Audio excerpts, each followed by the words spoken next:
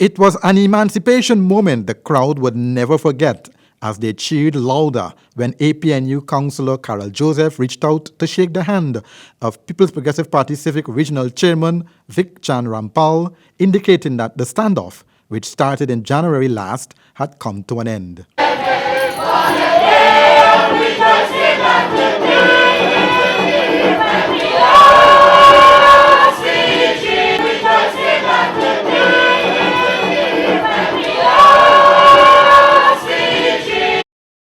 Carol Joseph soon after was embraced by PPC Member of Parliament Harry Gill on the left and RDC Chairman Vickchand Ramphal on the right, in a gesture of emancipation, goodwill, love and unity.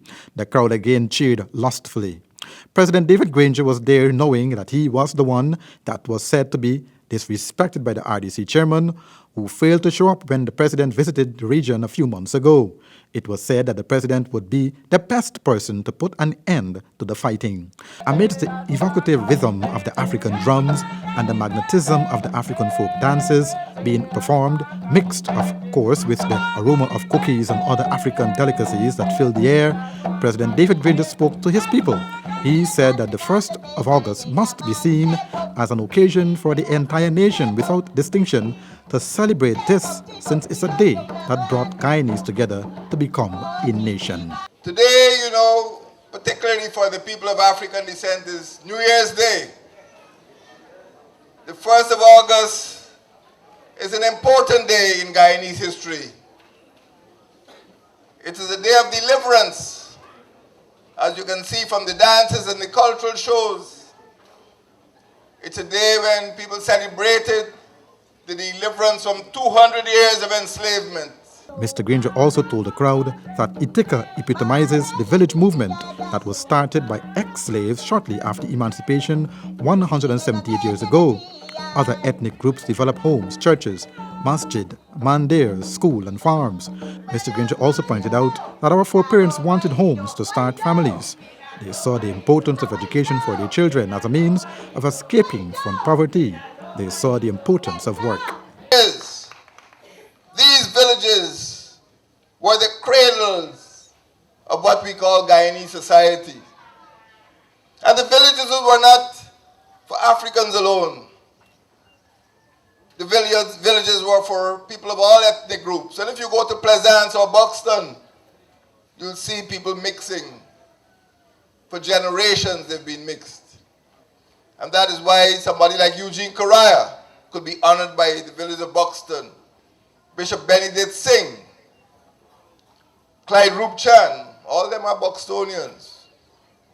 Because these villages were conceived by our foreparents as being the homes for generations to come. Mr. Granger then made some special remarks to Guyanese of African descent, assuring them that his government saw the involvement in the United Nations International Decade for People of African Descent as mandatory. You know, the African people, as you can see from the skit, are victims of the greatest crime against humanity. Some people think, oh, it is something we can ignore. But the harm that is being done by those whips and chains has left indelible scars on the entire Western Hemisphere. Not Ithaca, not Hopetown, not Bagotville, but on the entire Western Hemisphere. Up to now, look at the things they write about. Up to now, look at the things they say about Barack Obama. It shows you that that prejudice has not been erased. And that is why the United Nations passed this declaration, the International Decade for People of African Descent. Rihanna, some 125 senior citizens of the village were given food hampers. Sports equipment and sports gears were also handed over to the youth representative of the village. Children were also given batons with words, "Every child in school," and green exercise books were also handed out. President Granger said that we should think about the future and about the children because the future belongs to them. He charged the crowd to deliver to them a region which was in a better situation than they found it. Rihanna, back to you.